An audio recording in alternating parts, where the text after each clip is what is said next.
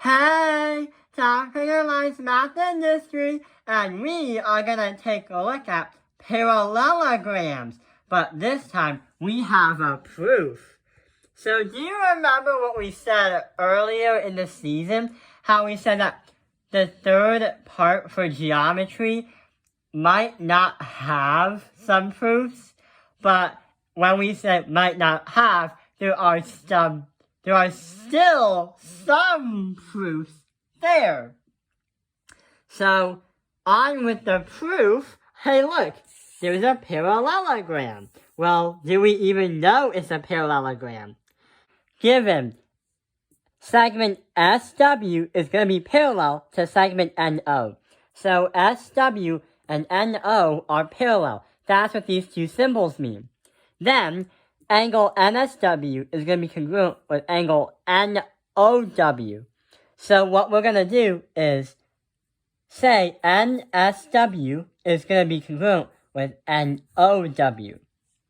The thing is, we have to somehow prove that segment SN is parallel with segment WO. So we somehow have to prove that this and that is going to be parallel to each other.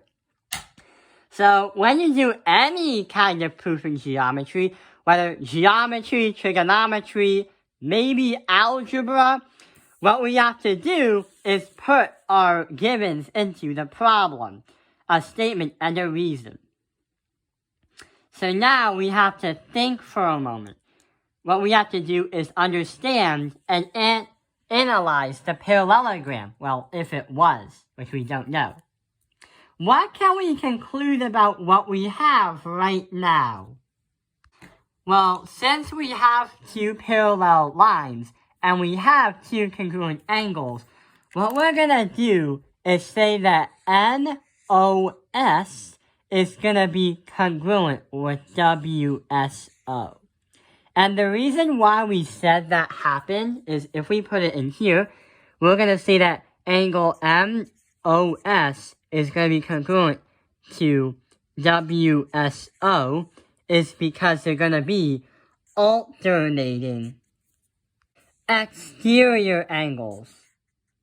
The reason why is if I move WSN and NOW and try to put it in this kind of format, if I do it like this, then what the problem is saying is these two angles right here, they're alternating exterior angles and they also form parallel lines. So what we're going to say is even though these don't look parallel, but we have the idea of this angle to be congruent to that, we're going to say that these two are congruent. Going back to the problem, we're going to, wait, we already said that. So in order to find parallel lines, what we have to do is find the congruent angles. So what we're going to do now is since we did this part, we are going to have to do subtraction. And that is going to be our next reason. But what is our statement for the subtraction property? What we're going to say is say WOS is going to be congruent to NOS. So WOS is congruent to NOS. So this right here and that right there is going to be congruent. So these two, 1, 2 is going to be congruent. So if we have two pairs of congruent angles that are smaller, and what we are going to do is finally get to what we're proving for.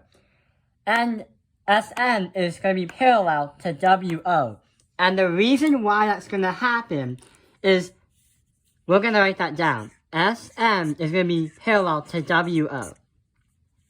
If we have two parallel lines, then that is going to bring you to opposite interior angles.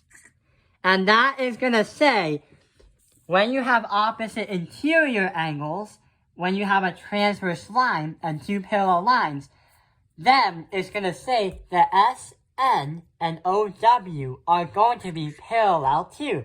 So we have proven the proof. And that is how we can do a parallelogram proof.